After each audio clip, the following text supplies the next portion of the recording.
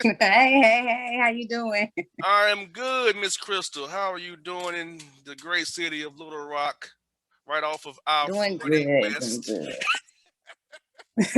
Correct. in the Correct. I'm doing natural well. Thank state, you for having me.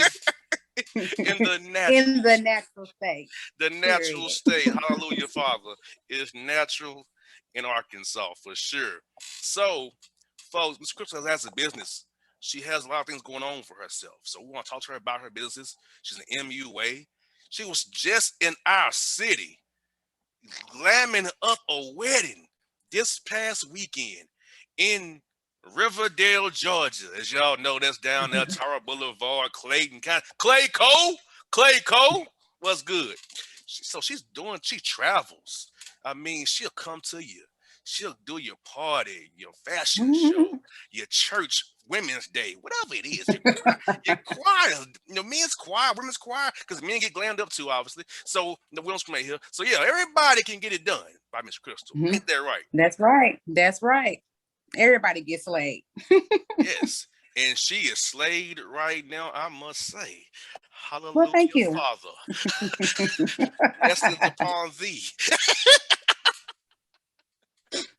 Blessings upon thee. And she's also an HBCU grad. She went Shout to out to Central State University. Central Woo! State. Age in Ohio, they're very rare to be up north, but in the Midwest. But Yeah. she went there, so we'll talk about that too. So, Miss Crystal, tell me this: what got you to the glam business? Actually, when I was attending Central, I would say, well, I was going to summer school for like, my freshman and sophomore year. Then that junior year, I was like, yeah, I kind of don't want to go. And my mom was like, well, I'm not paying for you to just kick it all summer. So I ended up working at Macy's in the Dayton Mall. And the manager at the time was like, oh, you have a great personality. You should work in cosmetics. I was like, oh, me? So that's how I got my start. Junior year, that summer, going into my junior year, that summer, basically, I ended up working in the cosmetics department at Macy's, and that's how I got my head start into the beauty industry. Nice. So, how are those young, infinite days when you was just a youngster out here grinding in this field? Because I know how it was me when I was a young buck in radio. How those days of trial and error and just trying to hustle and be on the grind was. So, how was it those beginning days for you as you began your hustle? Well, you definitely learn like how to keep things the personal and the professional separate. Like that was one of the things I had, I guess you could say I struggled with in the beginning because it was like I was doing friends and friends of friends and it was like, oh, we'll pay you later, or I didn't have Mm-hmm. contracts. I didn't really know how to go about this as a business because at the end of the day, I provided service. Yes. So trying to find that balance where it's like, okay, you have to keep the personal and the professional separate. So I guess that would have been like my main thing that like I struggled with in the very beginning. And then also just building on your craft, like doing makeup is not just, I mean, you have to work on it like anything else you want to get good at. Like if you play sports, you got to practice. So basically doing makeup, I had to practice, Mm-hmm. to get, be able to do all skin types, all races, men and women. So, just one of those things you have to just keep at. And then also stand up with the trends. I mean, makeup Oh has yeah. evolved. I've been in the makeup game since 2009, and a lot has changed from 2009 to now. So just making sure that I stay up with the trends. When you say '09, takes me back to May 9th, '09 when I graduated from Tennessee State. Like it's been 12 years. Wow, Mhm. 12 years. That rainy day in '09, man, I came a long way from that rainy day in '09. I remember it was rainy day. Oh, it rained. It was cold at our graduation in 2010. I remember it was like the day, like the rehearsal, it was like kind of warm. And then the very next day it was like freezing. I was like, that's Ohio weather for you. Yes. Yeah. So you say you're a lover of beauty and fashion. So that was from Mhm. a young girl in Little Rock, huh? Was it Yeah. was it mom and grandmom's makeup and perfume and doing it, or what triggered as a young girl about the beauty and fashion? I just think I've always been like a super girly girl. Like I was always in dance. I was captain on the drill team, and I was all I took ballet and hip hop. So I always got to wear makeup for like the shows and things. But I think I've always just loved like getting dressed up. My mom definitely was, I'm not gonna say she overdid it, but my mom had the blonde hair, like the mushroom back in the day, like platinum blonde. I used to see her put on her makeup. And it's just one of those things where you just grow up and you just know, like, I just always loved it. Like, it never felt like a chore or a hobby. Like, it was always something fun for me. I never felt like it was something I had to be doing. It's like I wanted to do it.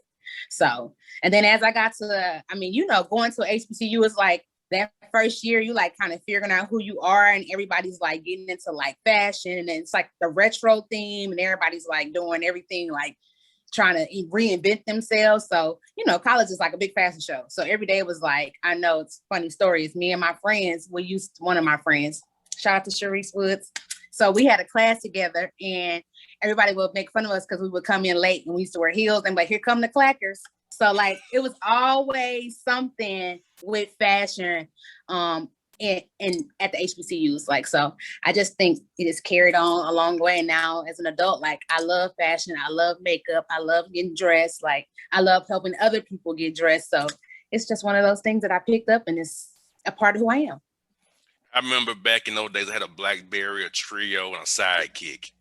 I had all Blackberries. I had all BBM was that thing back in the day. Like, hey, what's your BBM? Okay, oh my gosh, I remember those. It's on the BBM too. Yes. Oh and my pull-out grill I had too. My pull-out grill. Oh God. Not the grills. Yes, we was rocking TSU with the pull-out grills at Tennessee State. That's what we was on, the pull-out grills. The grills. Oh, that's funny. Yes, the pull-out grills. We had our shades on. We come to class in all black. We come to class late, not giving a darn, because we had help with our work. That's all I'm going to say about that. I'm going to stop there before I get anybody else in trouble. Shout out to y'all helping me undergrad. Thank you. I appreciate you dearly. Period. Yes, indeed. I'll leave it right there the way it is. So tell us about, how was the homecoming for you guys up there? I know at TSU, homecoming was like a big whole week, parades, the game at the stadium downtown, man. It was madness. How was homecoming up there at Central State? It's the same way. I think HBCUs around the world, I mean, just, in the United States, are kind of all the same. So when I was in undergrad, it was like, of course, it was like a whole week of events for the students. And then, of course, like that Thursday, Friday was like when the old heads or the alumni would come back.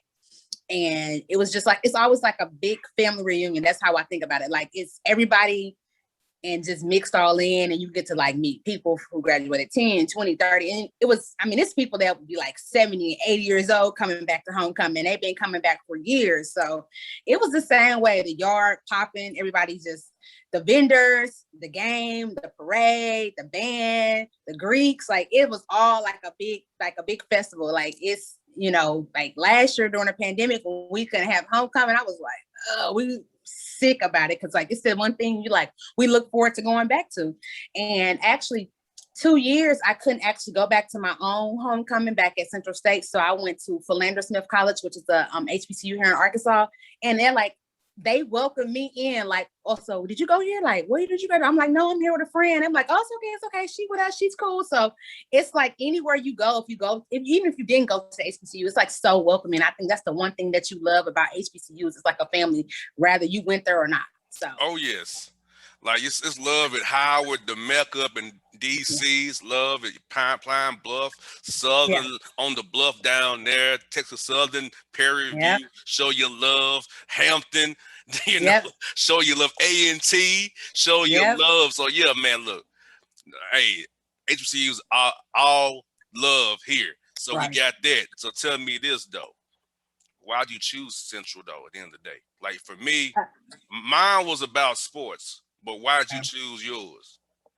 So there was a show called College Hill that came out on BET, and Virginia State was actually if I'm not mistaken, that was the college that was on there that year that I wanted to go.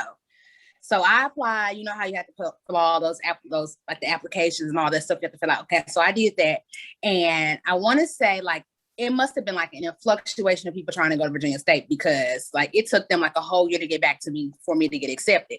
In the meantime, I had applied to Tennessee State and I applied to Central State.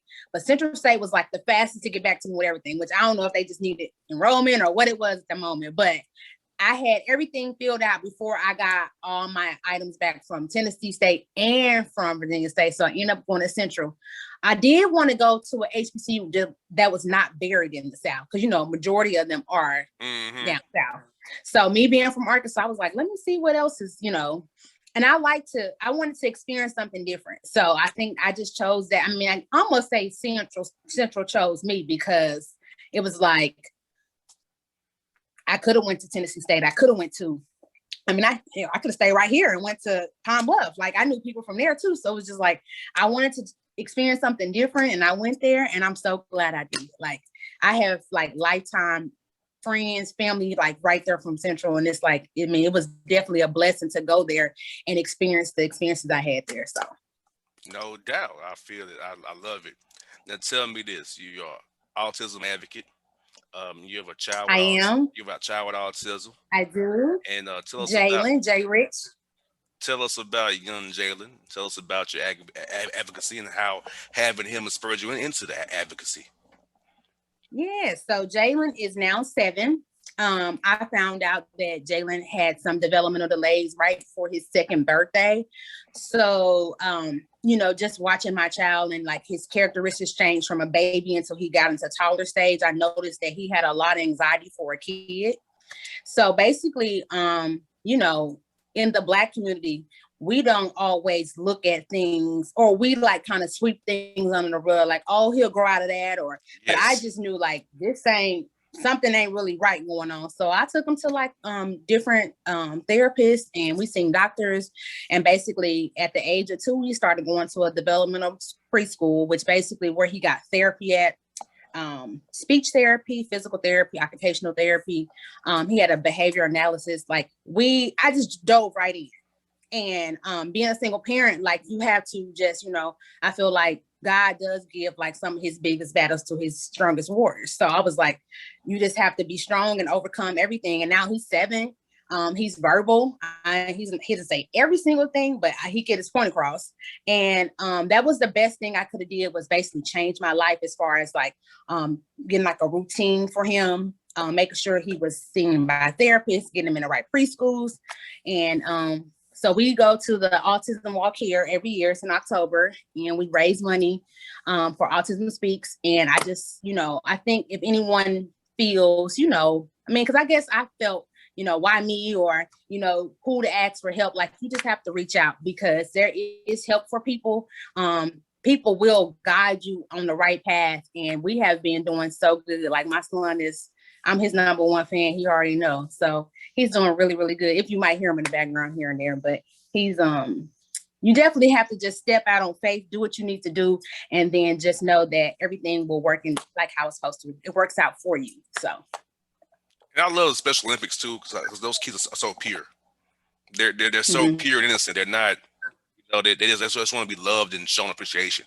So yeah, I love Special Olympic events here in Atlanta and Nashville. We do those things. So we love those. And plus, my favorite cousin is developmentally delayed.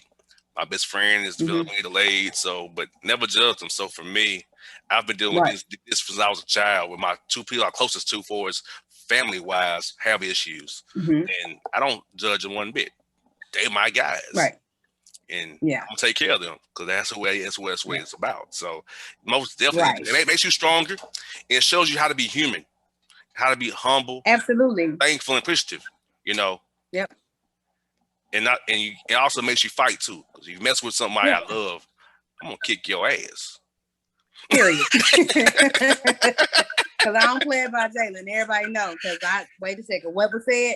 Clear it up. Because get in the hands. But yeah, he's definitely a trooper. And you know, I think because I say exposed him, but you know, I don't treat him like he has a handicap. So like, you know, I talk to him like I'm talking to you. Jalen, come here, do this, open the door. Do like I talk to him, you know, I want people to know he understands now. He doesn't always communicate like he wants to, but he'll get to the point, he'll tell you he's hungry, he's sleepy, he's thirsty. He might say, juice, please. But he'll get the point across the way he needs. And, you know, as we keep, you know, we're just gonna keep going on. Like he's in school, he's doing well in school, he's still getting his therapy. So we just, you know, we persevere. We're gonna keep on rolling. Speaking of that, persevering here, Crystal. You are a single mother, a single parent, and you're a hustle at the same time. Perseverance right there. Tell us about that. What motivates you every day to be on the grind? You know, I have to, you know, my son, number one, you know, he propels me to be great because it's just me and him. So I have to basically do what I need to do to support our lifestyle. So I have a full-time job, like a full-time day job. I'm a freelance makeup artist, and I'm also a boutique owner. So honestly, you know, every day I'm not motivated. I'm not going to lie, but I have to be disciplined to do what I need to do. And on top of that, I want to have a social life. I want to work out. Like it's other things too. So it's like you have to make sure. There's Jalen making noise. There's other things too. What up, bro? What's up, homie? Have to put into play. In the back. Just you have to put into play. So I just have to make sure that the days that I'm not motivated, I'm disciplined enough to know, like, get up, grind it out. Monday through Friday, 8 to 4:30, day job, come home, get my kid fed, sit down, do my little social media stuff for the boutique, book my appointments on the weekend or sometimes in the evening. It's just, you know, it's a continuous cycle. Like I'm always working, like I'm always busy, but that's okay because I know all that pays off. You know what I mean? I'm successful in all avenues. So therefore I can't really complain about it. Now I'm not gonna lie, sometimes I am tired, but you know, when you're not motivated, you have to be disciplined. I think that's what I've been practicing, you know, especially since I reached my 30s. Like sometimes you're not motivated. You just do not want to do it. But then you have to, you know, kick into that discipline. Like, well, I'm doing it because I have to do it. And, you know, and it pays off. People see your hard work too. No doubt. And you also love to travel and explore different cultures. So tell us this. Yes. What is your favorite place to travel to? What is your ideal destination spot for a vacation? Well, I don't know if I have a favorite place to travel to. I guess in the States, I don't know. I like visiting everywhere though. Like, of course I love going to Cali because there's so many like different cultures right in Cali. Like, so not just going to LA, but going to San Francisco, where else can you, Sacramento, any place, you know, there's so many different like places, you know, that I guess you could say I would like to travel in the United States. But actually 2 years ago, me and my family traveled to the Dominican. It was right when do you remember all that stuff that was happening about the liquor? And, okay, so we had bought our tickets, like booked the trip and everything in 2018. So when 2019 happened, all that stuff came out. We was all kind of like, should we go? Should we not go? We end up going. We stayed at like a 4-star resort. It was amazing. Like none of that stuff that the media was talking about even happened at our resort. We was all scared. I ain't gonna lie, we did pack our own liquor just to be sure. But once we ran out of liquor, we was like, so we gonna try this bar or we not? So we went and we had a blast. And you know, the best part about going to Dominican was going to like, we did what are those things called? You do like the RTV, what are they called? The excursions. There we go. Yes, excursions. So we were doing one of the excursions we did.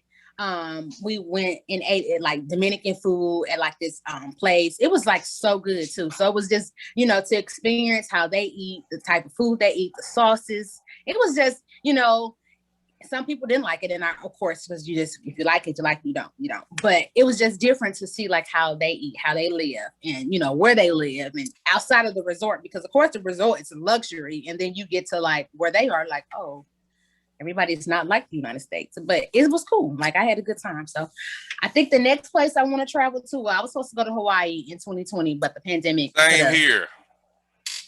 It put a, you know. Yeah, I'd already paid for it too and lost some major coin. Oh, well, see, they gave me my money back. Man, I lost $3 3 stacks minimum. I'm sorry. Yeah, so yeah. But that's one of the places I do want to actually visit. A lot of people were going to Denver. I'm seeing, this via social media, and I was like, oh, Denver sounds cool. I don't know how. I'm not a huge fan of the cold weather, but I still feel like that's somewhere I want to visit. And then, of course, out of the country, I want to visit Greece. I had seen a few people post about like Greece and like those caves. I'm like, oh, that looks cool. So those are like kind of so I guess the main 3 things I guess I want to go visit. I want to go to Greece, I want to go to Hawaii, and I'm going to go to Denver. I hear next Denver's a fun place. I've been there many a times with the Atlanta Hawks. So okay. Denver's a very fun place to be. And I catch me a contact guy when I'm there every time. Get Bossman Unfiltered at that point, and then y'all want that because the FCC will fire my ass if I go unfiltered. They'll fire me. I'll have a show no more. Yes, indeed. So you kind of brought it up. I know in the radio field for me, social media versus reality is funny. And everybody looks at my pages. I keep it about my show. Yeah. I don't let you into my real life on my pages for various reasons. Because I don't want to have a blogger from Atlanta. All them major gossip sites are in Atlanta. I don't need those problems. Yeah. So how do you balance trying to, be about you, being a single mother, being a parent, also promoting yourself at the same time, not letting people define who you are based on what you post, or letting them get in your head and say, you got to be doing that, do this, or just be about doing Crystal and what she wants to do for her business, not let other people brand you per se. You know what? I really focus on posting stuff that's positive. Of course, I post, your occasional selfie and my makeup stuff, but I really try to keep my social media more just positive and realistic. Like, I'm not on there posting like, I always say like the money phones people we have, like the stacks of money and buy luxury cars. And I just feel like that's, even if I was having stacks of money, like I wouldn't even post it because I just feel like that's still personal. And I think sometimes you have to just post, like, sometimes I post things that are not even related to my life. Like if it's something funny, I might just post it because it's funny, not because it's like necessarily related to my life. And I think that's the one thing people have to realize, like social media is entertainment. It shouldn't be like, you definitely shouldn't compare your real life to like, celebrities and other things, because, the crazy thing is there are a lot of people on social media who, I hate to say this, don't have anything in real life. Like they have all these followers and they sleep in a car, or they sleep in, especially in some of these major cities like LA. I have a friend, we were just talking about this, about how he was in the music business. I think he did PR for like a company at some point. And he was saying like, there was like a lot of social media influencers who basically like, it's 4 and 5 people to one bedroom. Like, but you think because they post, they in their car and they didn't post something, you see they Mercedes symbol or the BMW symbol, or, they make sure if they're in a section with a celebrity that you can see the celebrity, that's their life. And in all life, they're going to sleep in a 1 bedroom with 5 other people. Like, that's not realistic. You know what I mean? Like, that's not living luxury, because I feel like when you are luxury, you live normal. That's your normal lifestyle. You don't have to pretend to be luxurious if you really have it. So I think I just, I post what's realistic for me, as far as like, I just try to keep it positive, and then I'm just not trying to flex. Like, I think your biggest flex is not flexing. No doubt. And the last topic we got for you today is this: like, as a hustler, I know what it is. Trying to date somebody is hard if they don't understand your grind. Ooh. If they don't understand the grind, they take it personal when you have to be on the road or be away, have to take a phone call past business hours, because when you are an entrepreneur and a hustler, your job is 24/7. It don't stop. Period. Yeah, that's. And you have to understand that. And I feel like people who are insecure and needy and clingy can't handle a hustler. And I know that from my experience, been in this game for damn near 10 years. I know what time of day it is. Yeah. And so then you gotta worry about the image and judging you, because I'm gonna see what I get. You like the players are. No, I don't got their money. I have the lifestyle. I got their money. So I know what I get in my field. So how is it in your field trying to date and deal with people and who don't understand the grind, or too needy, too clingy, or want too much too soon, or want this and want that because you can't give it to them right then and now? I'm single. So that's probably part of why I'm single. Like, dating is really, first of all, because I tell people, like, besides business, I'm a mom too. So I just can't introduce people to my son just because. So I've been out of relationship for, I guess, going on 4 years now. And dating for me right now was just like, really, I got to make sure the person, whoever I'm dating, or when I start like dating seriously, is my friend. Because I think being able to balance a friendship with me, maybe it'll help them also balance intimate relationship with me too. Because I need somebody when we on friend, I need the friend. When I need a business partner, I need the business partner. When I need my lover, I need my lover. I need to make sure that we know which role to play. Because when I'm doing business or making business move, I need a business partner. I don't need you to be my lover right now. I need you to be like, let's talk about this money. Let's talk about this finance. Let's talk about what we're doing. What's the next step? But then also when it's time to unwind and come home, I need my lover. I need that companion. Like, you got to make sure that, the relationship got a nice flow. Not to say things are going to be perfect, because that's not realistic, but ultimately I want to make sure they understand it too. Plus, I want somebody who out here getting it too. I don't want somebody who can be texting me, what you doing? Like, what are you doing? Like, when you are busy, you don't have time to sit up and text and talk on the phone all day. You got to check in real quick and then move on, like, with your day. So I think I also have to have someone who's doing stuff also. They have to have, their own business, or not necessarily their own business, but have their own plans, everything they have going on too, because that allows me to do me, him to do him. And then when it's time to come together, it's like that. But I guess you could say right now, I'm not really like dating seriously like that. Like, I mean, I think though I meet people and vibe with people all the time. And I'm always looking for connections and things like that. But dating, yeah, it's hard out here. Whew, it's hard. Yeah, it's hard. Shoot, tell me about it. It's hard. But you gotta, especially when you got suckers who trying to, use you for stuff. Oh my God. Oh, absolutely. Like, and that goes for men and women. Like, I'm not gonna lie. Like, I know that, I like to think that I'm pretty, beautiful. I'm got confidence in myself. I got a little shape on me. So, people see that and they might think, oh, she going, or whatever the case may be. But I have to quickly remind people, I'm not young in my 20s no more. I'm past 30. And at this point, it's like, well, what else do you see besides this? So that's where you cut out half the field right there. No, for real. Like, because when you're not putting out, that cuts a lot of people off. When you're not cuts half the field. When you're not putting out, it cuts out half the people. But you just have to, I tell people, keep it classy, do what you're gonna do, but just keep it classy. You know what I'm saying? And then I'm upfront with, honest with people. Like, that's not what I'm looking for, that's not what I want. And then you can choose at that point to either you want to still try to talk, date, be friends, or you can move on and do what you're going to do, which is that's one thing. No hard feelings. I think people think because, you quit talking to someone, or y'all fade away, that it's beef. But at this point, it's just like, maybe we wasn't compatible. So it's okay if we do other things. So I'm going to teach you a saying that I learned years ago. PYP. Pick your path. Okay. You got path A, path B, or path C. Now, A is good. Mm-hmm. B is good. Mm-hmm. C is see you later. so pick your path. Pick your path. We can go A, the way we might want to go that way. We can go B, come up with something, or C your way. There you go. That's right. That's how you do it. And last one we got for you is this. You say you got shape on you. So, you are natural. From the natural state, baby. I'll leave it there. You're natural. So I am. Talk about body positivity.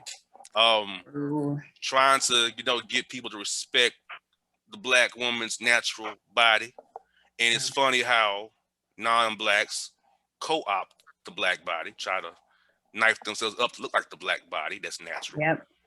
But at the same time, when Black women wear certain things, they're vilified for it. Or if a Black woman is bigger or not the pencil type, they're vilified for some things. So talk about that, being a woman who has a shape and who was built naturally. How's that work for you in your field, and trying to encourage other women to accept their bodies, love themselves, and don't let anybody else define them, or define what beauty is for them. Right. So I'm gonna like take it back just a little bit. So I remember when I was growing up, because I've been shapely since, I mean, I'm gonna say like in 7th grade. I remember being like more curvy than the other 7th graders. So I remember when, like, you know, having a fat ass, big booty, whatever you want to call it. I remember when that was like only for like, do you remember like the Vixen era? It was like, yes, I remember very was, well. okay, so anybody who was like a video girl or a vixen, it was like that body type was like deemed for those people. Everybody wanted to be like, you know, the Brandys, the Monica's, the Leahs. So like at that point, I remember growing up wanting to be slimmer because it was like they was deemed pretty, and then the other people was deemed like, no offense to no vixen, shout out to the vixens, y'all do y'all thing, but they was deemed like hoes. Like everybody was like, oh, the vixen girls or the people who in the videos, they sleeping around, they slept to get where they at. So I was like, what? So then it was like coming to like the 2000s, I feel like for my era, it was like the Kardashians came, and it was like when the Kardashians came out, Kim to be specific, it was like everybody was on this, gotta have this big booty, small waist, and then you just started seeing it like trending. So then it was like plastic surgery came out, whereas plastic surgery used to be like a secret. Like if you got any work done, you never told people. Then it was like, became like right now, I feel like it's a trend. So sometimes I feel like I'm defending my natural body against like, oh, your boy got to be fake. Or I'm like, wait a second, like, wait, I've been in this shape, like but you just have to honestly love yourself. Like self-love is so important, because looking at for real, looking at social media, you can get so down on yourself, especially like if you have a baby, like your body is never the same after you have a baby. Or if you go through anything, depression or anything, like, or you gain weight or lose a significant amount of weight, because it's like everybody wants to have like small waist, big booty. It's like, I mean, if you got it, get it. And then if you want to get surgery, get that if that's going to make you happy. But it should be about self, not about social media, not about a man, not about a woman. It should be, that's what I'm doing because it makes me feel good. And I mean, last year during the pandemic, I picked up some pounds, sitting in the house not doing nothing, and I looked at myself one day and I was like, yeah, I don't like this. So I started working out. Yeah, I can go get lipo and tummy tuck and all that, but I just feel like for me, working out, I mean, also it relieves a lot of stress. It makes me feel good, and it teaches me how to live a healthy lifestyle. So for me, I choose to work out.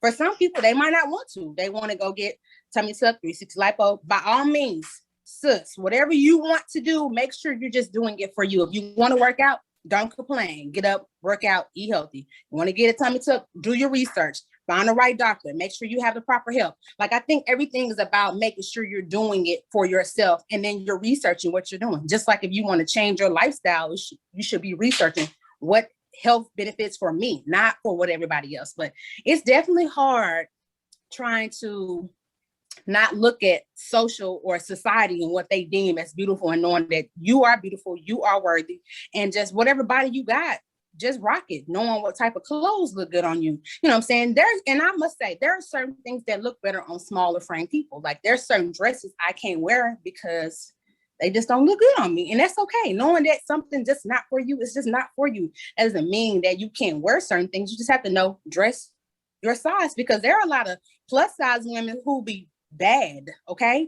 There's a lot of slim, tall women, model like women, bad. Like, it's just whatever you feel. I don't think I think we need to start thinking that beauty is what is in the inside. Of course you want to see it on the outside, but you could see somebody who's beautiful on the outside and they're disgusting, nasty attitude. And that, to me, that takes away everything. So it's just, loving yourself, doing what you want to do for you is more important than what you see on. Don't get caught up in the hype, because at the end of the day, you did all that and then you still hate yourself. You know what I mean? Like, if you're going to do anything, make sure you're doing it for you, because that's who it should be for yourself. No doubt. Well, Crystal, before we finish up this segment here, Tell us how to reach you on the social medias, the Instagrams, the Facebooks, Twitters, and those things. So the people here on the Bossman Radio Network, all our affiliates, 34 of them, all signed by me, all affiliates can hit you up and get some glammed up, get some stuff from the boutique, and also learn about the natural state some more. Tell them where to find you. So my personal page on Instagram is Miss Perfect, MZPERFEKT. And then if you click on my personal page, my Makeup by Crystal H is on there, and also Final Touches Boutique. You can click right on my bio and then follow me on both. On Twitter, I just have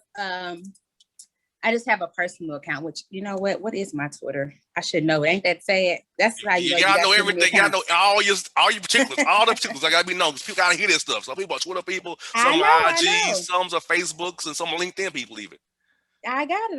I'm going to it right now because I should do better. So on Twitter, my name is Perfectly Holmes, spelled the same way with a K.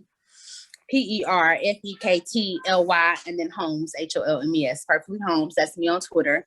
And then I also have Facebook, which is just my name, Crystal Holmes. And my makeup page is Makeup by Crystal H. And then my boutique page is FT Boutique. You can find all of that just on my main page though. So you get on my you get on my Instagram, it links you to all that stuff. So no doubt. Well, folks, that's Little Rock for you. Crystal Holmes, Bossman Show on your radio, folks. She'll be back. Neek is out for who knows how long. So she will be on the news segment, the Boss Report, up next. Check that out for you on the Bossman Show. Back with you. Boss Report News. Chill, stick and stay. Little Rock's here. 501. You feel me? 501. Little Rock in the building. No doubt. We back in a little bit. We out.